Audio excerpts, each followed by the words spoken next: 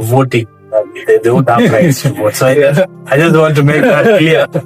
Because as much as people want to paint a bad picture of, let's say, the bad things that refugees are going through, we also have to give credit to the host community that is also hosting us, because they've also contributed to some things. That an example of, I'm a product of the Kenyan education system, from nursery school, from high school, the university level, and all of that. So, as much as through that journey, the things that I've gone through because of my status as a refugee, I feel I didn't get access to education earlier, so I finished even high school at a very old age. There are schools I've tried to apply for the university level, but because of my status, my documentation, that is the alien card, they don't apply to some institutions, right? But this thing of people saying that we're being brought in so that we can vote for the government. Most of the refugees that are coming in right now, be it from Somali, be it from South Sudan, be it from Sudan, Burundi, Congo, most of them are coming because of what they are going through back at home.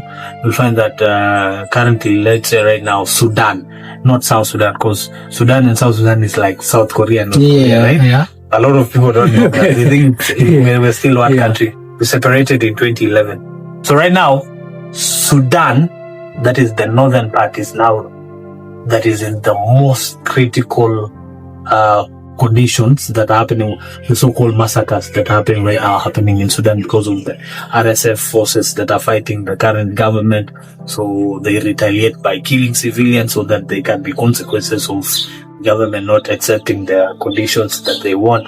So a lot of people have ran into Ethiopia. A lot of people from Sudan they've become refugees in Ethiopia. Others have now even become refugees in South Sudan, where we separated with them, like, let's say, 14 years ago. So a lot of them right now are coming into Kenya because of such conditions. That is the main issue. Unless if there's something happening behind us that we don't know, because we're almost near to the election time here in Kenya, anything can now be politicalized. But people should not take advantage of this status to create something so that they can somehow they can somehow have what we call sympathy attention towards them for their status and all of that.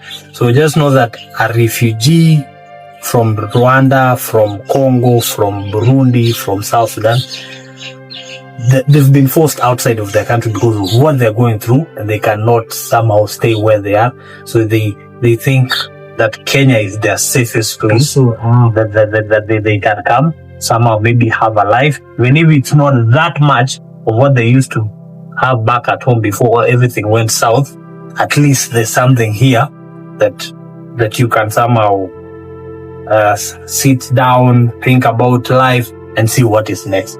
So, but the status itself, it's something that I'll never wish even on my worst enemy. Trust me. That status alone, the refugee status, because I was born in the camp. So basically, I was born in as a refugee because my parents are the ones that somehow had a similar journey to what you were saying when you went to Libya and all of that. So my parents, there was a civil war in South Sudan back in 1992. So by the time it was around 1994, everything had worsened. So they had to flee the country. They passed through some counties within the country, and then they now came to the border of Kenya and South Sudan. So they came now into Kenya, and then a year later on, I was now born within the camp. So I've been a refugee my entire life, and I'm still a refugee because even as we speak right now, I always make sure I walk with my ID in my pocket, because anytime maybe I get controlled, I met outside here. Let's say you may be inside the country legally, okay, it's their right to ask, because you never